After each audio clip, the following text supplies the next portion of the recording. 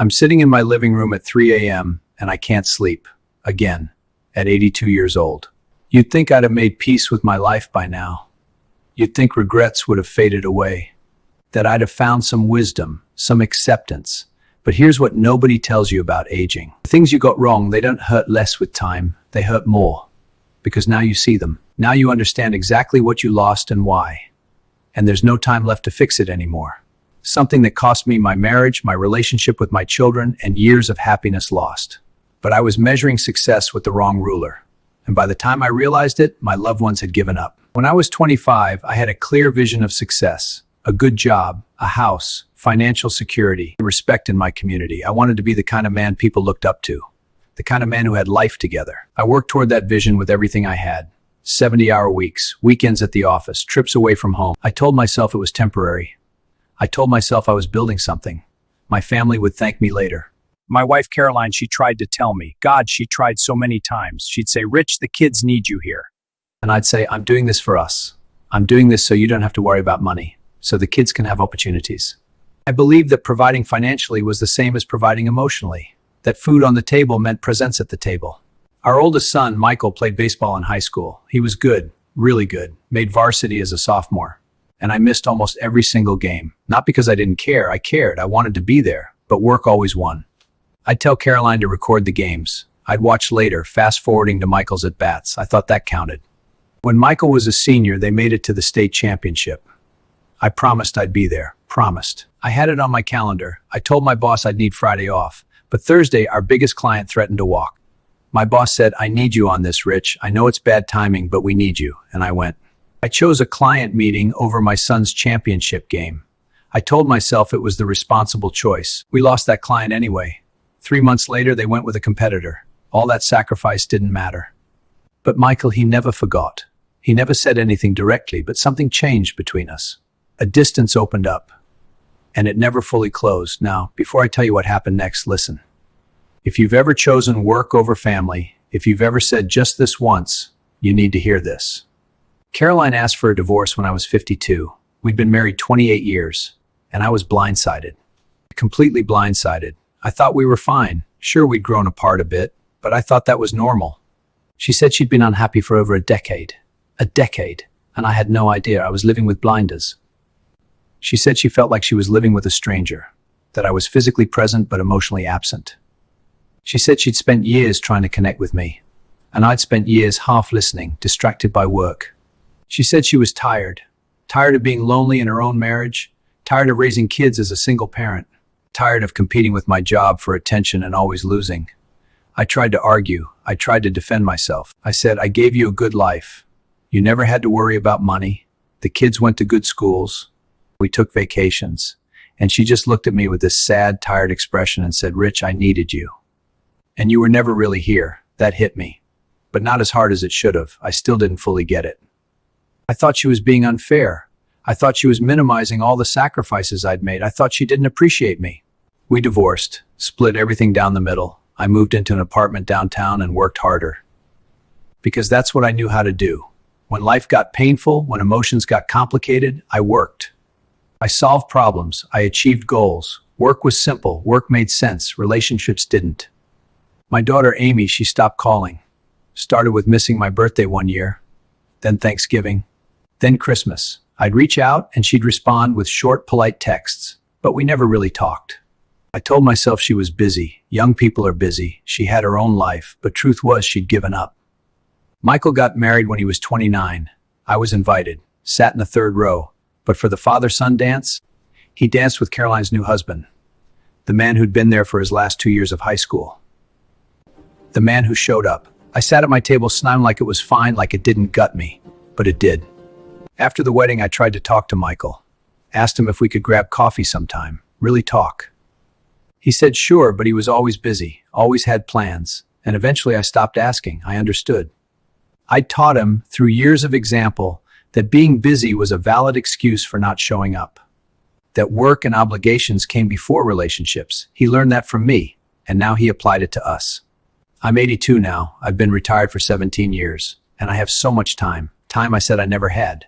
I wake up every morning with nothing urgent to do. No meetings, no deadlines, just empty, stretching time. And here's what I've learned. Here's what took me 82 years to understand about life and regret. Everything I thought mattered didn't. And everything I thought could wait was the only thing that mattered. The career I sacrificed everything for, it's over. The company I gave decades to replaced me in 6 months. The accomplishments I was proud of, nobody remembers them. Not even me most days. They fade into nothing. The financial security I obsessed over is meaningless when you're alone in an apartment with nobody to share it. But the moments I missed, those haven't faded. Michael's baseball games, Amy's school plays, family dinners. The conversations Caroline tried to have that I cut short. The bedtime stories I didn't read. The trips I skipped. The ordinary moments that felt skippable at the time turned out to be the entire point of having a family. Those moments, I can't buy them back. I can't work extra hours to earn them. They're just gone forever. And the people who would have shared them with me, they've moved on. They've built lives that don't include me. Not out of cruelty, just consequence. I taught them I wasn't available. Eventually, they stopped needing me to be. I see my grandchildren maybe twice a year. They're polite. They call me grandpa, but I'm a stranger to them. They don't know me. I don't know them. And whose fault is that? Michael tried for years, but I was awkward. I didn't know the family jokes. I didn't know their routines. I didn't know how to just be with them, because I never learned how to just be with anyone. Here's what I wish someone had screamed at me at 30. Your career is not your life. Your accomplishments are not your legacy. Family is your legacy. The love and respect of strangers mean nothing compared to the love and respect of your family. The moments that feel ordinary, the dinners, the errands, the conversations, those are actually everything. Those are your life. And when they're gone, you don't get them back. Before I go further, listen. If you're finding value in this story, if it's making you think about your own choices, please subscribe. Hit that subscribe button and turn on notifications. The next story I share might change your life. I had a conversation with an old colleague a few years ago. A man I'd worked with for 20 years. We'd been through projects together, traveled together, spent thousands of hours in meetings and conference rooms. We met for lunch to catch up. And you know what? We had almost nothing to talk about. We were strangers. Our entire relationship was built on work. Without that, we had nothing. We finished lunch in 35 minutes. We said we should do it again sometime. We never did. But the relationships I neglected, those were real. Those were the ones that could have sustained me, that could have given my life actual meaning. And I treated them like they were secondary, like they were the thing I'd get to after the important stuff. I thought providing was loving. I thought sacrifice meant being absent. I thought success meant achievement. Providing is important, but it's not the same as being present. Sacrifice shouldn't be your default. Success that costs you everyone you love isn't success. It's just expensive failure. Remember that. There's a moment I think about a lot. Amy was maybe 11 years old. She'd made an art project. She was so proud. She brought it home and wanted to show me. But I was on a work call. I held up one finger, the universal sign, for just a minute. That call went 40 minutes long. By the time I was done, Amy had gone to her room. The sculpture was left on the counter. I looked at it, told Caroline to tell Amy it was great, and went back to my laptop distracted. That moment, that ordinary, forgettable moment, that's my entire relationship with my daughter in miniature. Her reaching out, me asking her to wait, then me being too distracted to follow through. Multiply that. Multiply that moment by 1,000, and you get why she doesn't call anymore, why she gave up. I'm not telling you this for pity. I'm telling you because I see people making the same mistake now. I see fathers at soccer games, physically present but staring at their phones. Couples scrolling at dinner. I see people sacrificing today for some theoretical tomorrow when they'll finally focus on what matters. And I want to grab them and say, stop. Stop right now. Because tomorrow you'll be 82 and alone. You'll realize the perfect moment never comes. There's always another deadline, another crisis, another excuse. The cruel irony is I thought I was being selfless. I thought sacrifice meant love. But I was actually being selfish. I was prioritizing the things that made me feel important. Emotional intimacy was hard. Being present was hard. Listening to a child's story was hard. So I avoided it. Caroline remarried 8 years ago. A man named David. He used to be a teacher. I've seen them together at family events. The way he looks at her when she talks. Fully present. He remembers small things she mentions. He listens. He makes her feel valued. That's all she wanted. Not grand gestures. Not expensive gifts. just presence, just attention, just being there with her. And I couldn't give her that. Or I could have, but I chose not to. I didn't understand. Every time I said just a minute or we'll talk later, I was choosing work over connection. Achievement over relationship. The temporary over the permanent. Listen, I need to pause here. If you're a parent right now, if you have kids at home, this could save you decades of regret. What I'm about to tell you next keeps me up at night. The realization that came too late. Michael and I had coffee last month. First time in almost 2 years. It was his idea. We sat in a Starbucks for an hour. I tried to connect. I asked about his kids, his wife, his work. He answered politely, briefly, but there was this wall between us, a history of absence unspoken. At one point, I said, "I'm sorry I wasn't there more when you were growing up." He nodded and said, "It's okay, Dad. It was a long time ago." But it wasn't okay. That long ago absence shaped who we became. It shaped our relationship. Sorry can't rebuild decades. When we said goodbye, he said we should do it again soon. I said yes, but I doubt we will. Because what's the point? I can't go back and be the father he needed. I can't undo my choices. Sitting across from each other now, as strangers who share DNA, it's painful for both of us. Here's what I need you to understand. If you're young, if you still have time, you have something precious. You have today. You have right now. You can put down your phone, close your laptop, and be present. And I know what you're thinking. You're thinking, but I have responsibilities. I have bills to pay. I have a career to build. I can't ignore all that. And you're right. You do have responsibilities. But those responsibilities exist to support your life, not replace it. Work funds living, not consumes it. You can be present and still be responsible. You can work hard and still show up for loved ones. You can build a career and still be at the baseball game. Providing without presence is organized absence.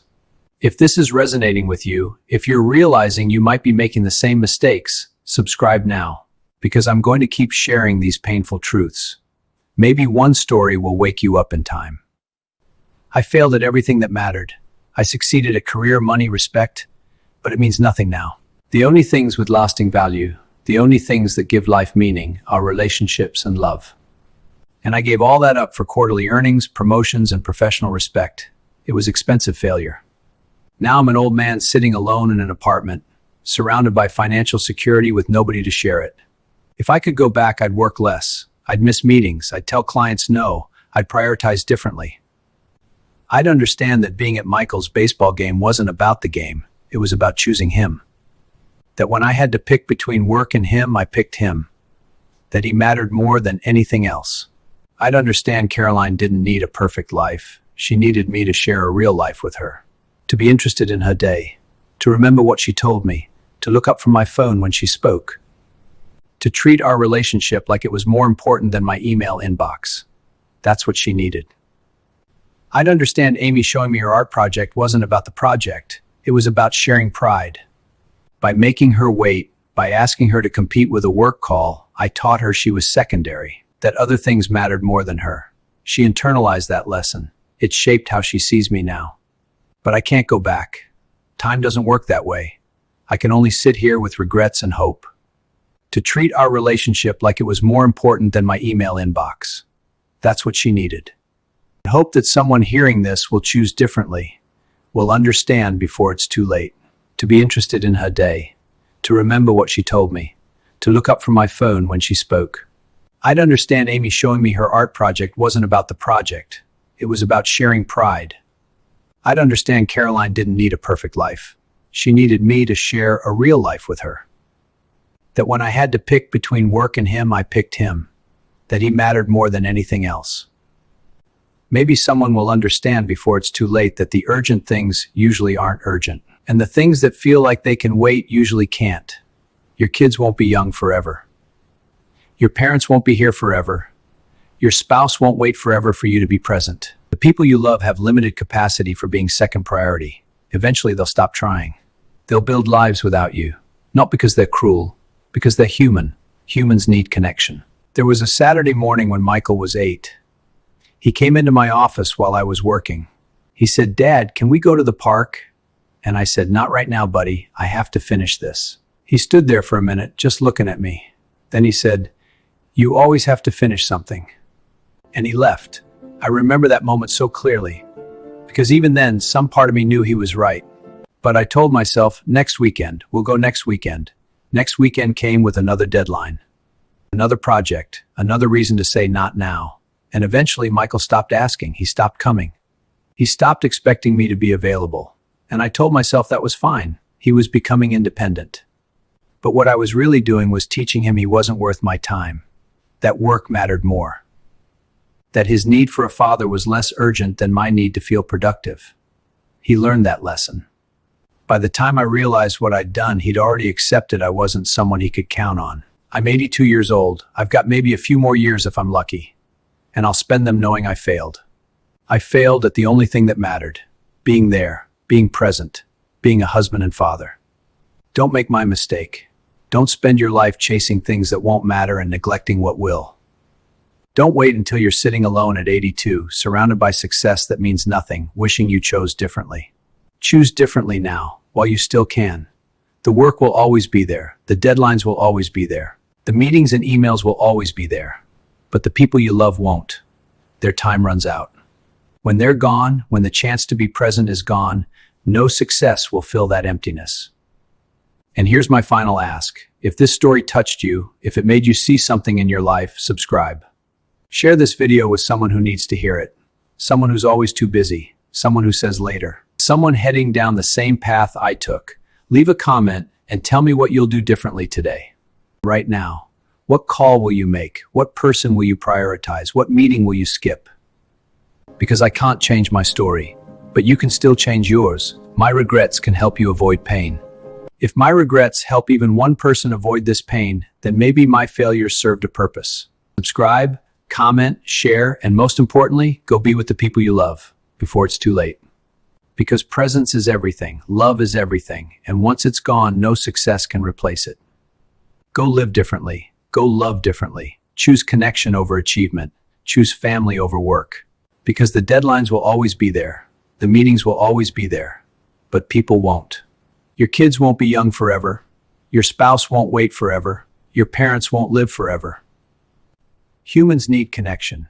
And if you won't provide it, they'll find it elsewhere or learn to live without it. Don't wait until you're 82, sitting alone, realizing you traded the permanent for the temporary. Choose differently now, because you still can, because you still have today, you still have right now. Go call someone, go sit with someone, go listen to someone, go love someone, be present. Because presence is the only thing that lasts. It's the only thing that matters. Choose it now.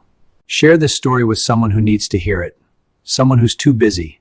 Someone who says later. Leave a comment and tell me what you'll do differently today. What call you'll make. Who you'll prioritize. Because I can't change my past, but you can still change your future. Go live differently. Subscribe, comment, share, and most importantly, go be with the people you love before it's too late.